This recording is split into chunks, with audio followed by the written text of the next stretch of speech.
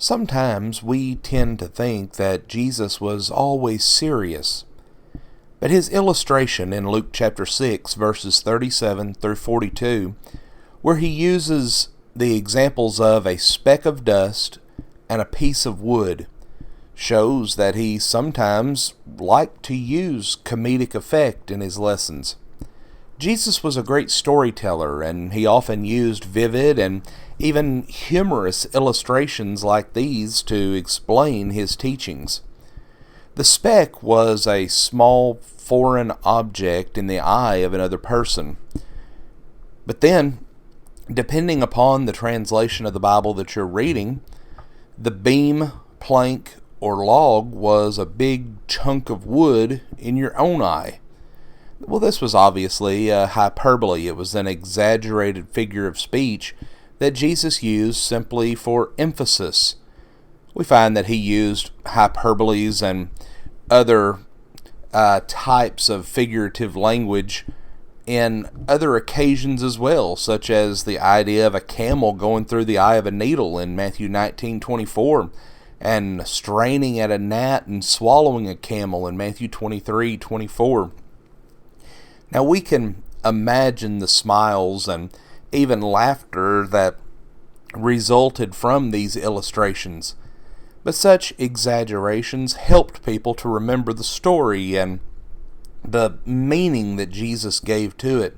I know oftentimes in my own preaching, I will use funny little stories and things of that nature that will help place a greater emphasis on the lesson that's being taught. And we see that Jesus used this as well. But Jesus' point in this lesson that he's presenting about the speck and the beam is that we do not need to be going about looking at the faults of others when we have bigger problems in our own lives. The speck and the beam illustration reminds us that we ourselves are fallible people. Just like our brother with the speck of dust in his eye, we are also sinners, and because we are sinners, we are not in a good position to stand in judgment of others. Jesus was not saying, though, that his followers must ignore the faults of others. As followers of Jesus, we need to be able to determine right from wrong and good from evil. And at times, Jesus did point out the wrongdoings of others, such as with the Pharisees and with other religious leaders of the day.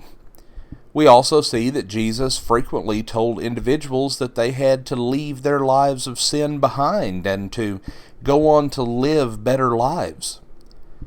But what Jesus did forbid was harsh, critical, and judgmental fault-finding that ignores our own shortcomings and emphasizes the failures of others.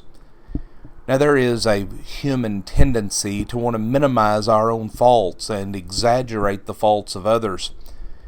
Yet, if you think about it, when we judge others, we're also judging ourselves, and that puts things in a whole different light. Would I want to be judged myself by a harsh, critical standard?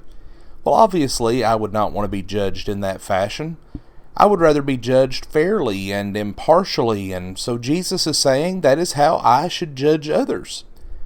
Jesus' illustration of the blind leading the blind reminds us that none of us are perfect, and we need to be very careful when it comes to judging the shortcomings of others.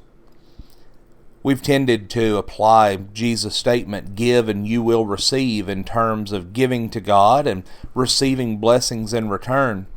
But if we look carefully, we will see that Jesus was actually talking about our forgiveness of others.